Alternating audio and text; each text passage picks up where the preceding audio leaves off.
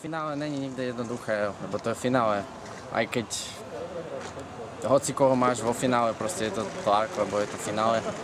Je to zápas o titul a my sme dneska hrali najlepší zápas, čo sme hrali spolu a ja som hral tiež veľmi dobre a hlavne spoluhráč hral výborne.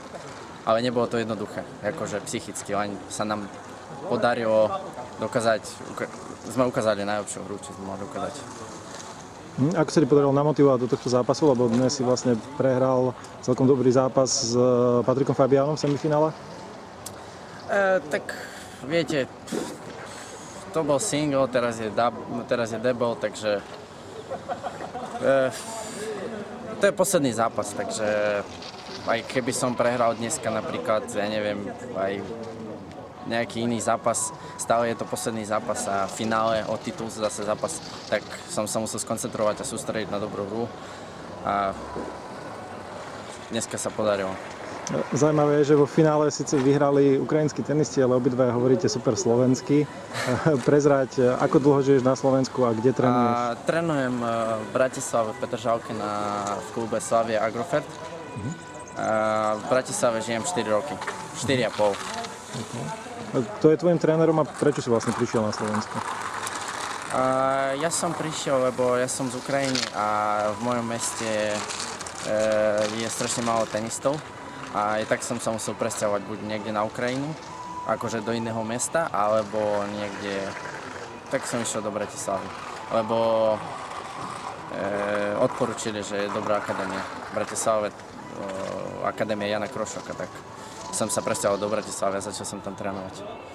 Ešte prezrať, kto ťa vedie, kto je tvojim trénerom? Teraz je trénerom Jaroslav Kormiš, je tu teraz. Pracujeme spolu od začiatka tohto roku, takže zhruba pol roka sme spolu a celkom sa darí.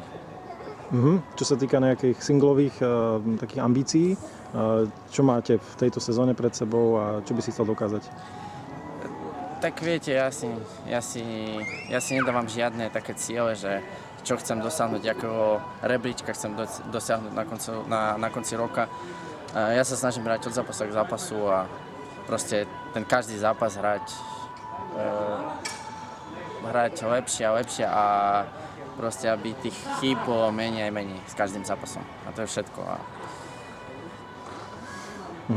Prezrať, ako sa ti hráva tu v Trnave, v klube TC Empire? Dobrý klub, dobrý turnaj, organizácia, dobré kurty. By som povedal, že fakt dobré kurty, lebo na takých turnajoch, na tých desinách väčšinou sú horšie kurty. A ja by som povedal, že tu sú fakt dobré kurty. A posledná vec, aké máš turnajové plány? Absolvuješ ešte ITF, ktoré budú teraz na Slovensku? Áno, idem hrať teraz Piešťany budúci týždeň a potom hrám tu, Challenger, a potom hrám v Bratislave ďalšiu desinu. Takže mám 4 po sebe a potom uvidím.